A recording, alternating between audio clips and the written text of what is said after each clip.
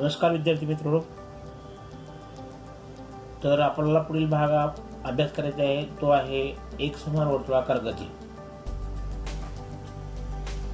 विद्यार्थी मित्रांनो,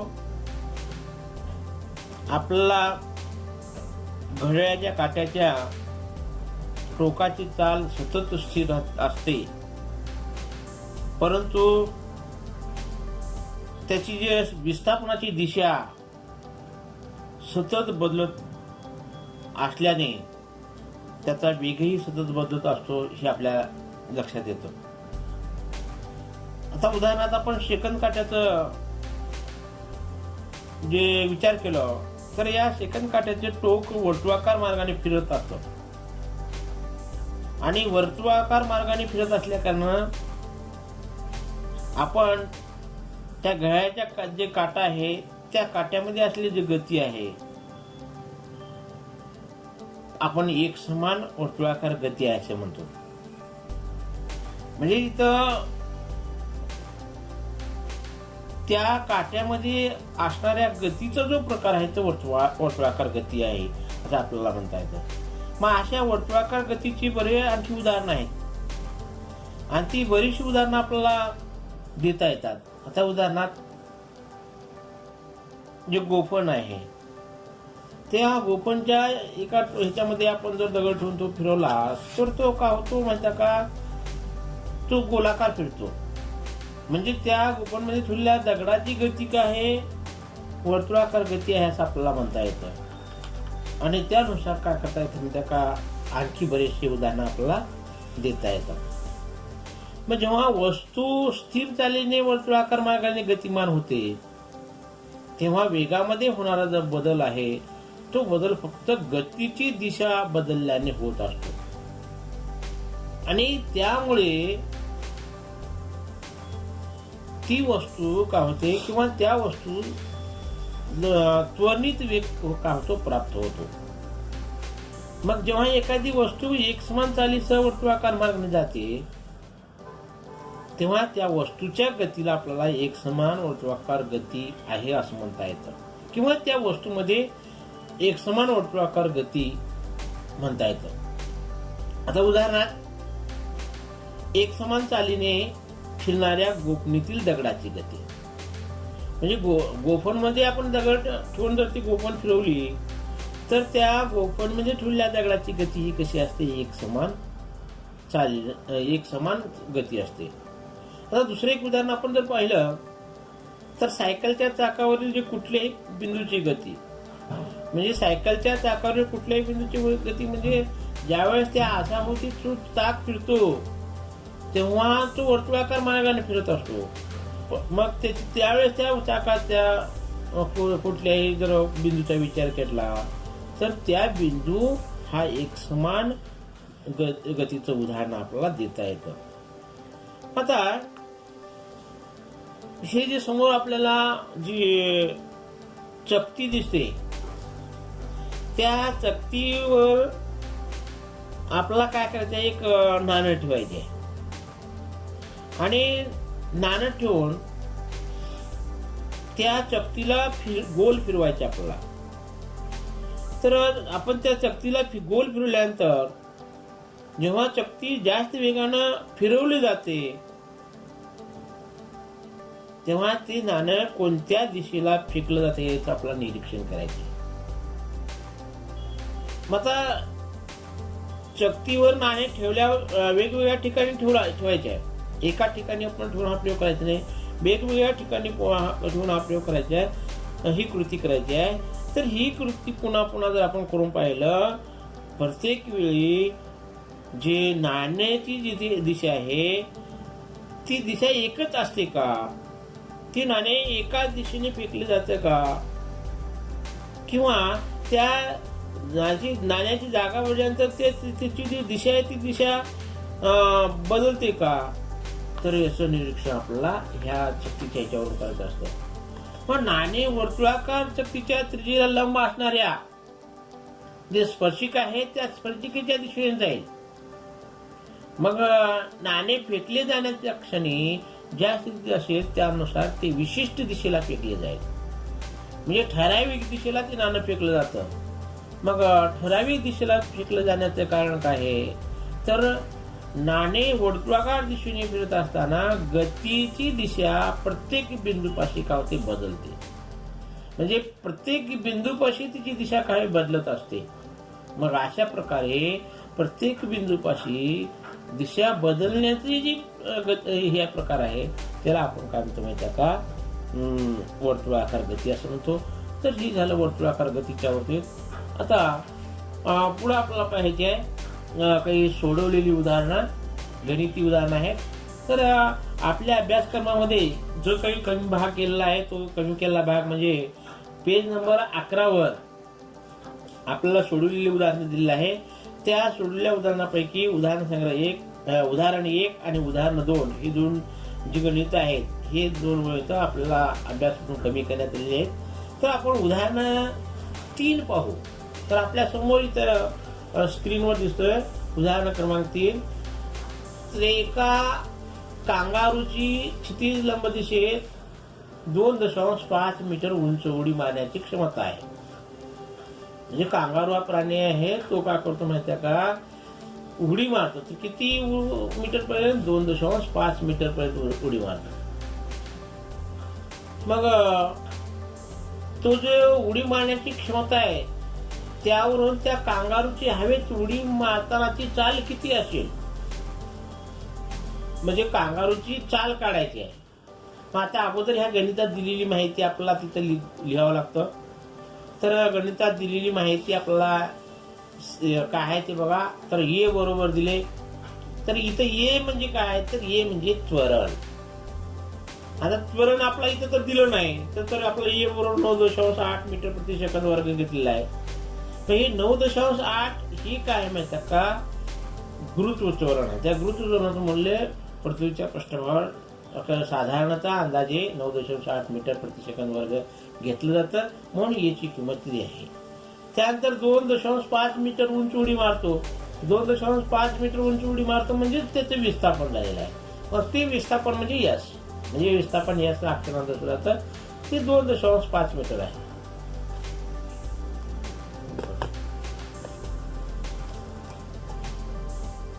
हे 2.5 मीटर आहे. त्यानंतर आता त्याचा जो आरंभीचा वेग आहे, अंतिम वेग आहे, तो अंतिम वेग इतर आपल्याला माहित नसेल, म्हणजे तो 0 आहे. उडी मारला म्हणजे त्याचा अंतिम वेग झाला, तो काही किती आहे, 0 मीटर प्रति सेकंद. मग त्यानंतर त्याची जे सुरुवातीचा वेग आहे तो सुरुवातीचा वेग आपल्याला दिला नाही. मग तो सुरुवातीचा वेग म्हणजे यू अक्षरानं आपल्याला दाखवला आहे. तर ते जे यू बरोबर किती असं प्रश्न केलाय, म्हणजे सुरुवातीचा वेग आपल्याला इथं काढायचे आहे. आता खरं तर तुम्ही म्हणताल सर नाही आपल्याला तिची चाल काढायची आहे की, परंतु चाल ही काढण्यासाठी आपल्याला अगोदर यू ची किंमत काढावं लागतं. म्हणून या ठिकाणी आपण काय करू माहिती का, गतीविषयक तिसरं समीकरण म्हणजे व्ही वर्ग बरोबर यू वर्ग अधिक 2AS हे जे समीकरण आहे, समीकरण वापरून आपल्याला हे गणित सोडवता येतं. तर त्या ठिकाणी ते जे आता आपण घेतलेल्या किमती त्या किमती त्या सूत्रामध्ये ठेवू आणि ते सूत्र सोडवू. तर व्ही ची किंमत 0 आहे म्हणून 0चा वर्ग बरोबर यू वर्ग अधिक 2 गुणिले त्वरणाची किंमत 9.8 आहे आणि विस्थापन 2.5 झालेलं आहे. आता इथं जे ए ची किंमत वर धन दिलं, इथं ऋण घेतलेलं आहे. तर ऋण काय घेतलं आहे, तर तो जो कांगारू आहे तो उडी मारून खाली जमिनीकडे येत आहे. म्हणजे त्यावेळेस त्याचं जे गुरुत्व त्वरण आहे ऋण घेतलं होतं, म्हणून याची किंमत इथं ऋण मायनस म्हणजे ऋण 9.8 असं घेतलं आहे. मग या त्वरणाच्या वेगाच्या विरुद्ध दिशेने असल्या कारण तिथं ऋण चिन्ह आपल्याला सांगितलेलं आहे. मग आता या ठिकाणी ह्या सूत्रामध्ये आपण हिची सगळे जर गुणाकार केलं, यू वर्गाला यू वर्ग जसा आता 0चे वर्ग म्हणजे 0च येतं, यू वर्गाला यू वर्ग जसा ठेवलं आणि आता या सगळ्याचं जर मल्टिपल केलं, गुणाकार केलं, 2 गुणले कंसात ऋण 9.8 गुणले दुसऱ्या कंसात 2.5 या सगळ्याचा गुणाकार केलं तर याचा सगळ्याचा गुणाकार ऋण 49 येतो. आता ऋण 49 म्हणजे यू वर्ग वजा ऋण 49 आलं. मग आता आपण ह्या 49 ची बाजू जर बदलली म्हणजे ते आता कसं आहे, उजवीकडे आहे, त्याला आपण डावीकडे जर येऊन गेलो तर मग काय होतं माहिती आहे का, यू वर्ग बरोबर 49 धन होत आहे.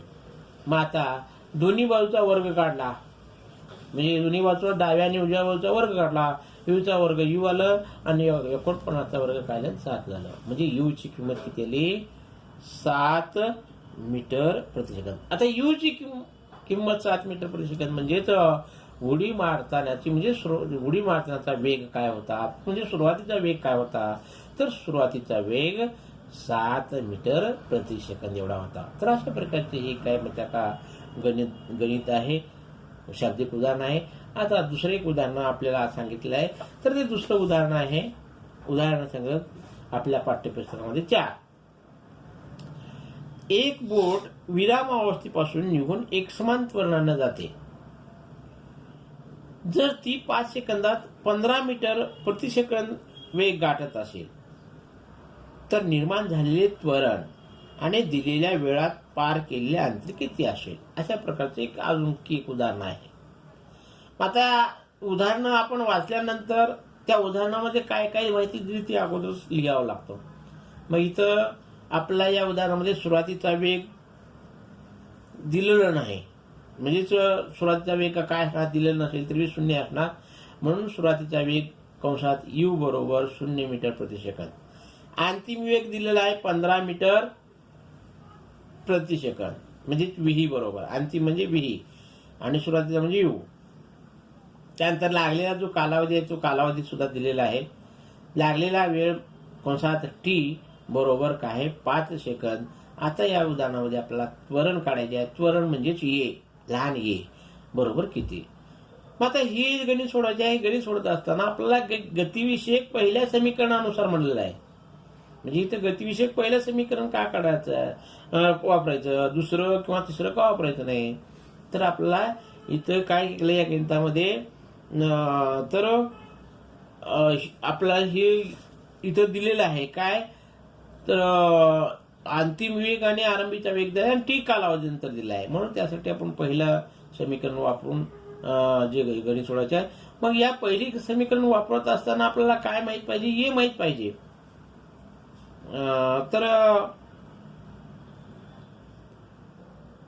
तर पहिलं समीकरण म्हणल्यानंतर गतिविषय पहिल्या समीकरण इथं दिलं नाही. तर गतिविषय पहिलं समीकरण काय आहे, व्ही बरोबर यू अधिक ए टी, व्ही बरोबर यू अधिक ए टी आहे. मग आता आपण या ठिकाणी एची बाजू जर बदलली तर काय होते, सूत्र आपल्याला ए बरोबर त्वरण बरोबर व्ही वजा यू छेद टी होते. मग आता या ठिकाणी व्ही ही टी आणि यू ची किंमत ठेवलं, टी ची किंमत ठेवलं तर आपल्याला संक्षिप्त रूप किती ते 3 मीटर प्रति सेकंद वर्ग. म्हणजे अंतिम वेग 15 आहे, सुरुवातीचा वेग 0 आहे आणि त्याला जर आपण 5 न भागाकार केलं, म्हणजे कालावधीनं जर भागाकार केलं तर आपलं संक्षिप्त जे उत्तर आहे ते आहे 3 मीटर प्रति सेकंद वर्ग. आता 3 मीटर प्रति सेकंद वर्ग म्हटलं, आता मीटर प्रति सेकंद वर्ग हे काय आहे, तर मीटर प्रति सेकंद वर्ग हे त्वरणाचं एसआय पद्धतीतले एकक आहे. आता या त्वरणाचं सीजीएस मधले एकक कोणतं असेल, मग सेंटीमीटर प्रति सेकंद वर्ग असेल. तर अशा प्रकारे हे झालं त्वरण. परंतु आपल्या ह्या गणितामध्ये त्वरण विचारलं नाही. तर ह्या गणितामध्ये आणखी एक बाब आपल्याला विचारली आहे, तर त्वरण हेच विचारलं आहे. तर दुसरा प्रश्न एक आहे, निर्माण त्वरणाने दिलेल्या वेळात पार केलेल्या अंतर, म्हणजेच अजून परत आपल्याला विस्थापन विचारलं आहे, म्हणजे यश काढायचे आहे. मग आता विस्थापन बरोबर काढण्यासाठी आपल्याला गतिविषयक दुसरं समीकरण वापरावं लागतं. मग गतिविषयक दुसऱ्या समीकरणामध्ये काय आहे, तर यश बरोबर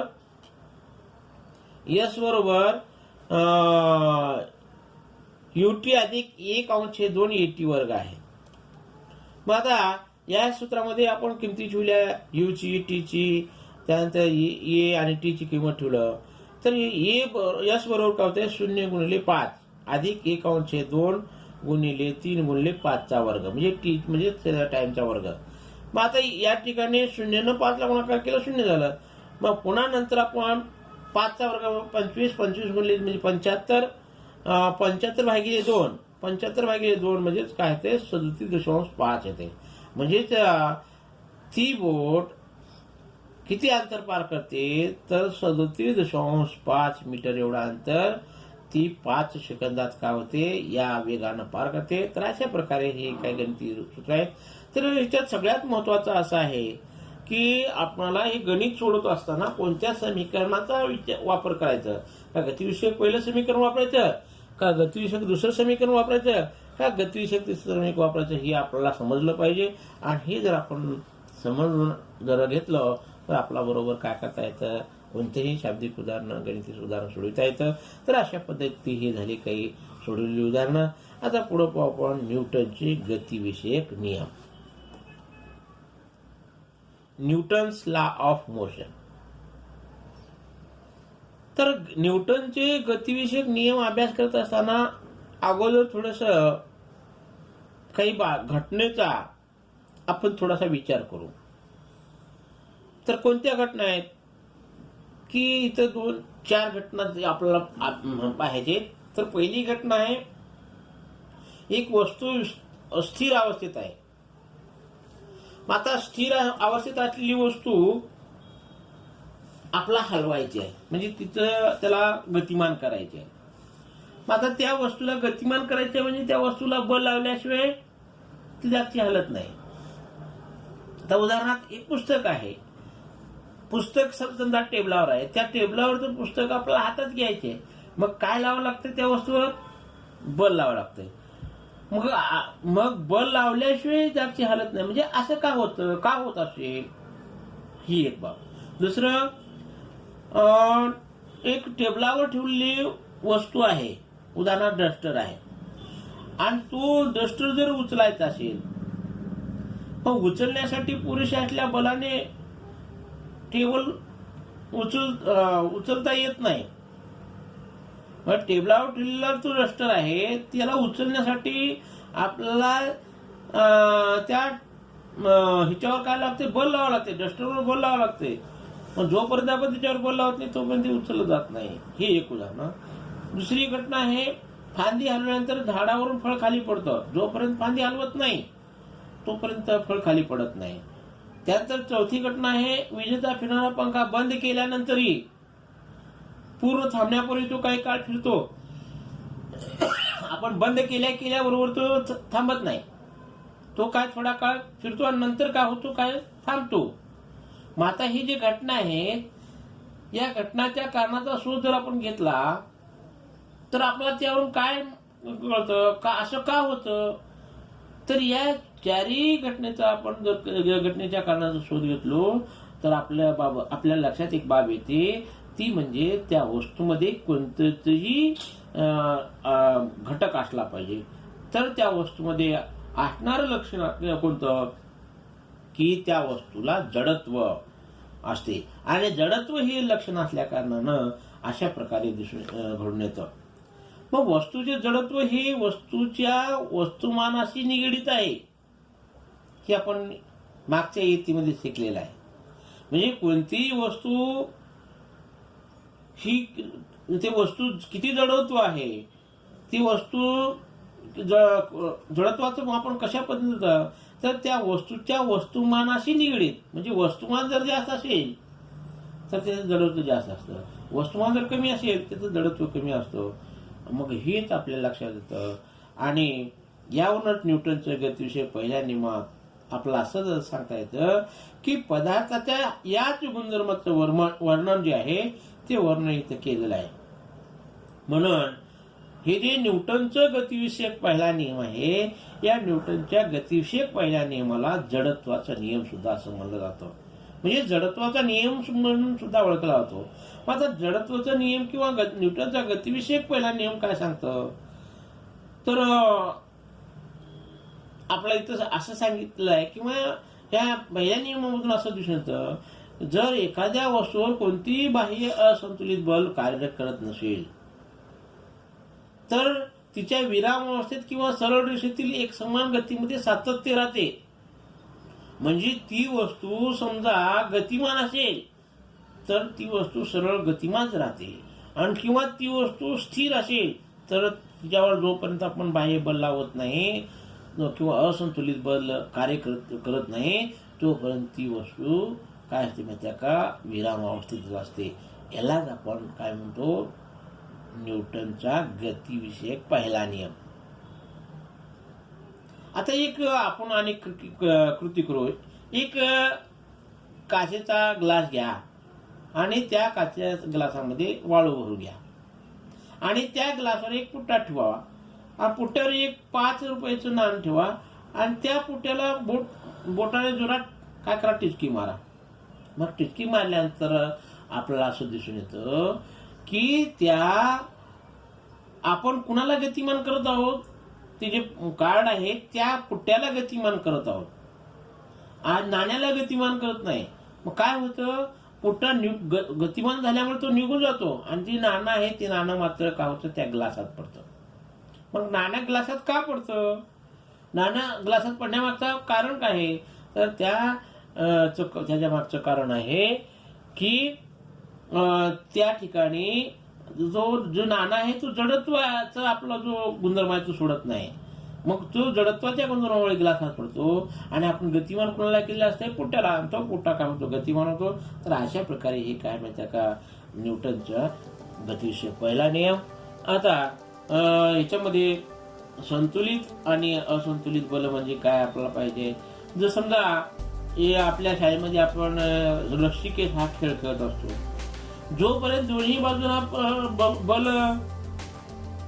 बाजूने प्रयोग केलेलं बल सारखा असतो तोपर्यंत तो रस्सीचा जो मध्यभाग आहे तो मध्यभाग स्थिर असतो आणि येथे दोन्ही बाजूंना लावलेलं बल समान असल्याने अर्थात इथं त्याला आपण संतुलित बल म्हणतो.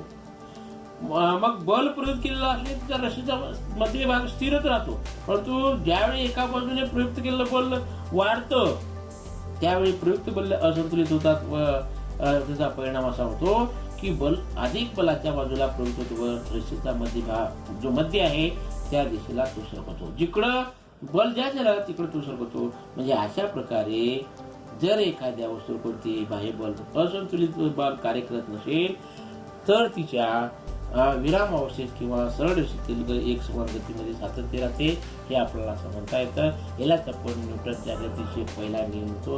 तर मित्रो, हा न्यूटनच्या गतीविषयक पहिला नियम अशा पद्धतीने आहे. तर इथं थांबू, पुढील भाग आपण पुढच्या तासिकेला पाहू.